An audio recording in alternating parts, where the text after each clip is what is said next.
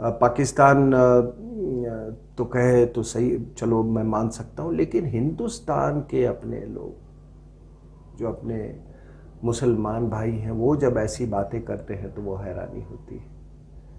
इसका मतलब कि वो इस्लामिक वर्ल्ड को हिंदुस्तान के चश्मे से, प्रिज्म से वो नहीं देखते हैं, वो उसको उम्मा के प्रिज्म से देखते हैं।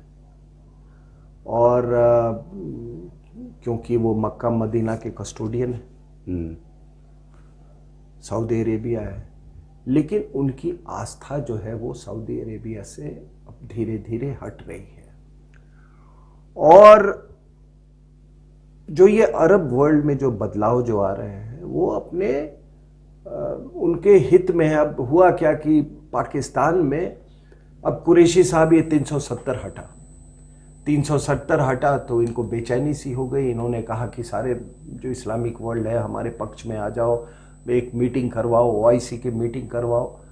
अब उनकी अपनी मजबूरियां हैं, उनकी अपनी सोच है, उनके अपने लोग हैं, उनकी अपनी इकॉनमी है, उनका अपना समाज है। और इस्लामिक समाज सभी जगह एक जैसे नहीं। मैं तो ये कहता हूँ, कई बार मैं पाकिस्तानियों को कहता हूँ कि तुमने पाकिस्तान तो बना लिया और इस्लाम के नाम पे, लेकिन पाकिस्तानी ब्रांड ऑफ इस्लाम तुमको डुबा रहा है, और भारतीय संस्कृति तुमको जिंदा रख रहा है। वो आपने वो पहले की पुरानी पिक्चरों में वो एक अजित का डायलॉग होता था ना, बड़ा मतलब लोगों ने एक डायलॉग बनाया हुआ था कि मैं तुम्हें लिक्विड ऑक्सीजन में डालूंगा, लिक्विड तुम्हें मारेगा लेकिन ऑक्सीजन तुम्हें मरने नहीं देगा। ठीक है, तो वही वाली बात हुई। तो वो जो भारतीय संस्कृति जो है वो तुमको जिंदा रखा हुआ है, इसलिए तुम डूबने से बचे हुए हो। तो इसमें आप देखिए तो हुआ क्या कि 370 हटा तो इन्होंने कहा कि पूरी दुनिया ये, फिर इन्होंने कुरैशी साहब ही फॉरेन मिनिस्टर थे उस समय, अभी में है, तो बड़ा हंगामा, इन्होंने बड़ी छाती ठोका, ये उम्मा का क्या हुआ, उम्मा तो ख़त्म हो गई, उम्मा ये सऊदी अरेबिया, ये ओआईसी जो है ये किसी काम का नहीं है। तो उन्होंने कहा कि ठीक है, हम ओआईसी का हम एक ऑल्टरनेटिव करेंगे।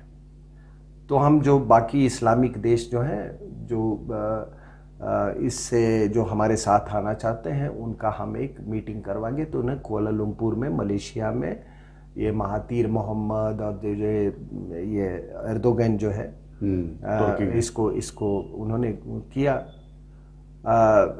अब वहाँ पे सऊदी अरेबिया और यूएई ने पाकिस्तान को बोला कि देखो अगर ज़्यादा तुमने चालाकी की और ज़्यादा सियाना बनने की कोशिश की तो ये जान लो तुम्हारे 4 मिलियन वर्कर्स हैं सऊदी अरेबिया में, हम एक रात में उनको निकाल देंगे और बांग्लादेशी वर्कर्स को हम ले आएंगे। अब उनके स्टेक्स बहुत हाई थे, तो इमरान खान जो कि आर्किटेक्ट थे उस कुआलालंपुर मीट के, वो 4 दिन की समिट हुई थी वहाँ पे, उसमें वो नहीं गए, वहाँ पे वो नहीं गए। तो उसके बाद से आपको मालूम है कि ये फिर से ये कुरैशी साहब ने वही राग अभी किया था। तो इस बार सऊदी अरेबिया ने कहा कि ठीक है, हमने जो आपको कर्ज दिया है, एक डेफर्ड पेमेंट पे $3 बिलियन का वो था, वो कर्ज हमने दिया, पहले तो वो वापस करो, वो नहीं मिलेगा, दूसरा वो $3 बिलियन और है वो भी दो। तो इन्होंने कुछ पैसा चाइना से लेके अभी उनको लोअर रेट ऑफ इंटरेस्ट से लेके सऊदी अरेबिया को वापस किया है। अब सऊदी अरेबिया में क्या मजबूरी, मैं कह रहा था कि देखिए ये पूरे इस्लामिक वर्ल्ड में अलग अलग संस्कृतियां हैं, अलग अलग तरह के लोग हैं, अरब्स हैं, पर्शियंस हैं, सबके जिनका तो अलग अलग संस्कृतियां हैं, अपने अपने उनके मोटिवेशन हैं, अपने अपने उनके ऑब्जेक्टिव्स हैं, अपने अपने उनके सपने हैं, उनके अपने अपने उनके रहन का जियोपॉलिटिकल, हाँ वो है, ज्योग्राफी भी जी सब कुछ अलग है। तो अब वो कहते हैं, पाकिस्तान वाले कहने लगे कि ये मार्केट जो है मजहब पे भारी पड़ा। तो ये हमेशा से ये हुआ है, मार्केट मजहब पे हमेशा से भारी पड़ा।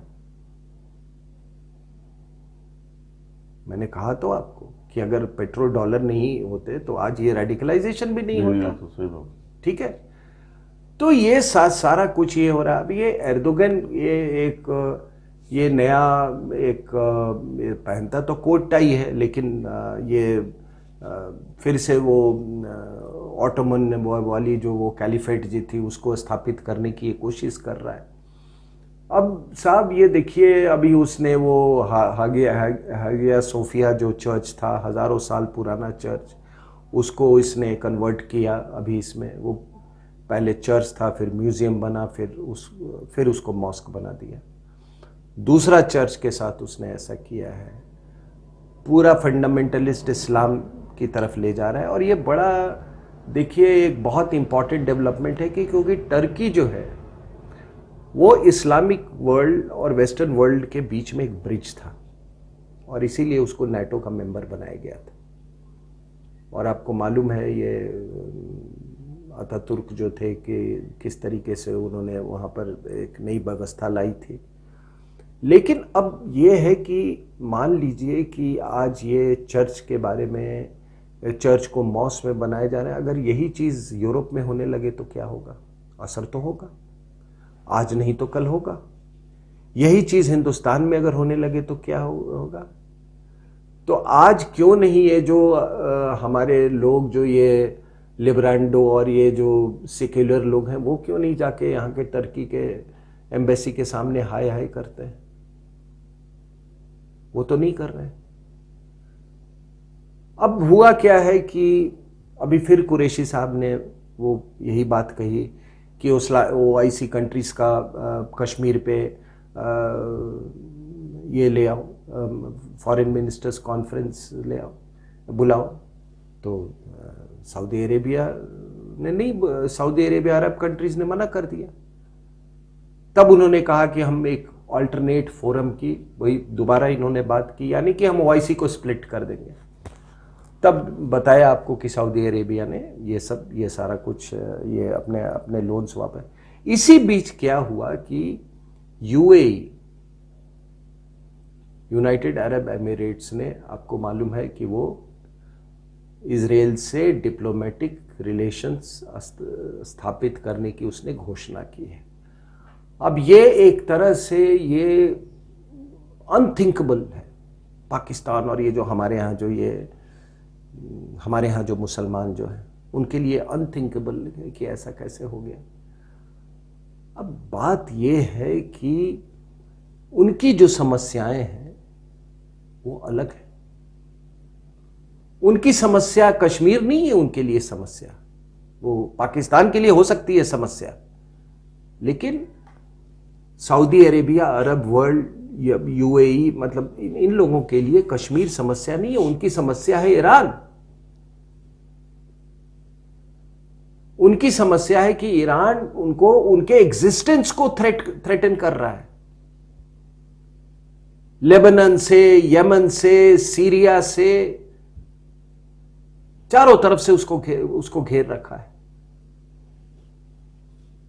तो उन्होंने कहा कि भाई हम इजरायलीज ने तो कभी मतलब ये UAE के लोगों को नहीं मारा, मार तो रहे ईरानियन लोग।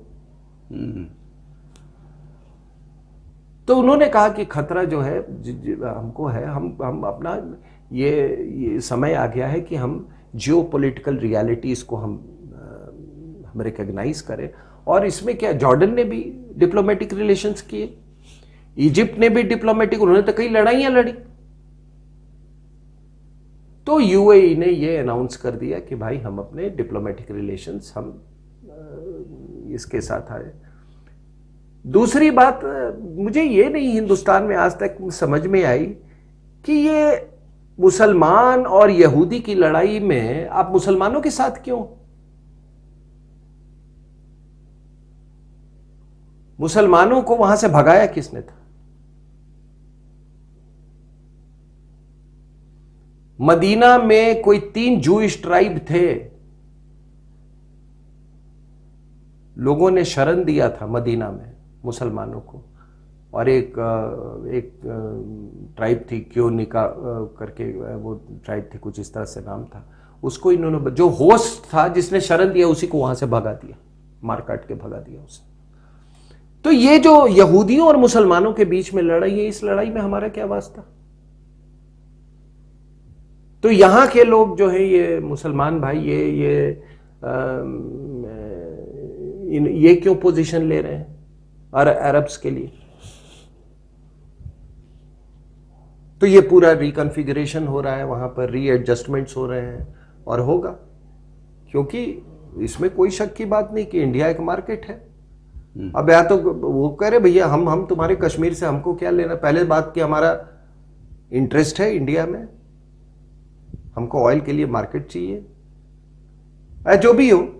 या दूसरी बात है कि ये हमारे जो थ्रेट परसेप्शन है वो बिल्कुल अलग है। हमारा थ्रेट परसेप्शन यमन से है, हमारा थ्रेट परसेप्शन ईरान से है, हमारा थ्रेट परसेप्शन पर्शियन गल्फ में है। चाइना पाकिस्तान इकोनॉमिक कॉरिडोर बना रहे, वो एक नई थ्रेट परसेप्शन है। China Pakistan economic corridor Iran की तरफ से किस तरह जाएगा, वो एक बहुत बड़ा सवाल है उनके लिए। तो ये आपने देखा होगा कि इनके बिहेवियर में, इनके जो अंतर्राष्ट्रीय या जो जियोपॉलिटिकल बिहेवियर है, उसमें कई तरह के चेंजेस आने लगे अरब वर्ल्ड में। अब ये यहाँ के जो बैठे अपने, ये जो अपने आप को मुस्लिम लीडर्स कहते हैं, मुल्ले जो है यहाँ बैठे हुए, उनको ये बात समझ में नहीं आ रही, क्योंकि वो तो उसी चश्मे से देखते हैं कि कौन सी ऐसी ताकत है जैसे हिंदुस्तान का जो नुकसान कर सके। और आपको मैं बता दूं कि ये अभी जो इन्होंने मीटिंग की थी वो कुआलालंपुर में दिसंबर 2019 में, तो वहाँ महातिर मोहम्मद ने बोला कि ये उम्मा के लिए है, ये मुस्लिम वर्ल्ड के लिए ये है, समझे कि नहीं, के लिए है। लेकिन जब बात आई treatment of Muslims by China, तो ये सारे के सारे वहां बस उनके फिर वो जो आवाज जो है बिल्कुल हल्की सी हो गई, ये बिल्कुल हल्की सी हो गई उनकी। तो ये अभी हो क्या रहा है यहां पे कि ये आप जगह जगह देखोगे तुर्की की बात चल रही है। अभी आपने जामिया मिलिया में देखा, वहाँ तुर्की के फेवर में स्लोगन्स आ रहे हैं। PFI जो है वो तुर्की के फेवर में स्लोगन्स ये कर रहा है। आप ये जामिया मिलिया का आपको बताया कि हम वहाँ पे, और ये तमाम मुल्ले, अभी आजकल इनका नया हीरो एर्दोगन बना हुआ है, और ये यहाँ पर पूरी सिग्नलिंग हो रही है, पूरी सिग्नलिंग हो रही है कि भैया तुम अपने लॉयल्टीज जो है अब सऊदी अरेबिया से अब आप शिफ्ट करो तुर्की की तरफ। पाकिस्तान में भी यही सोच है कि आप उस तरफ ये करो, ये हमारा नया रहनुमा होने वाला है। उसी सिलसिले में मैं आमिर खान की विजिट को मैं देखता हूँ, वरना अर्दगोन की पत्नी इसको एक्टर से मिलने का उसका क्या वजूद था, क्या वजह थी, और क्यों इसको इतना पब्लिसाइज किया गया, ये सिग्नलिंग है। और मुझे मालूम है कई लोग हमारे साथ जो टेलीविज़न पे आते हैं जिनका SDPI वगैरह से नाता है, वो सब अभी जब वो टर्की का दौरा करते हैं तो ये उनको लगता है कि वो पुराना जो ऑटोमन कैलिफेट जो है उसकी फिर से स्थापना होगी। इनका सऊदी अरेबिया से, इनका जो है अरब वर्ल्ड से इनका भरोसा छूट गया है, बिल्कुल इन्होंने छोड़ दिया है। तो ये हकीकत है। धन्यवाद।